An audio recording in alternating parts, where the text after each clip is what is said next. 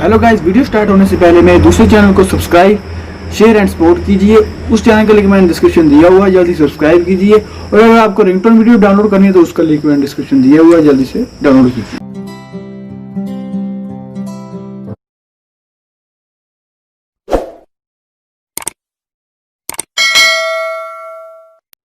ਅੱਖਾਂ ਥੱਲੇ ਹੰਝੂਆਂ ਦੇ ਟੈਟੂ ਛਾਪੇ ਨੇ ਬੰਦੇ ਨਰਕਾਂ ਨੂੰ ਤੋਰੇ ਪਰ ਬਹਿਗ ਬੱਲੀਏ ਆ ਨਾਮ ਸੁਣ ਲੋਕਾਂ ਦੇ ਪਸੀਨੇ ਛੁੱਟਦੇ ਸਾਡਾ ਇਹੀ ਹੈ ਟੈਲੈਂਟ ਤੇ ਸਵੈਗ ਬੱਲੀਏ ਆ ਉਂਝੀ ਇੱਥੇ ਗੱਲਾਂ ਤਾਂ ਬਥੇਰੇ ਕਰਦੇ ਜਦੋਂ ਅੱਖਾਂ ਮੂਰੇ ਹੋਈਏ ਅਸੀਂ ਨੇਰੇ ਕਰਦੇ ਆ ਉਹ ਦਿਨੋਂ ਰਾਤ ਹੁੰਦੀ ਦਾ ਪਤਾ ਨਹੀਂ ਲੱਗਣਾ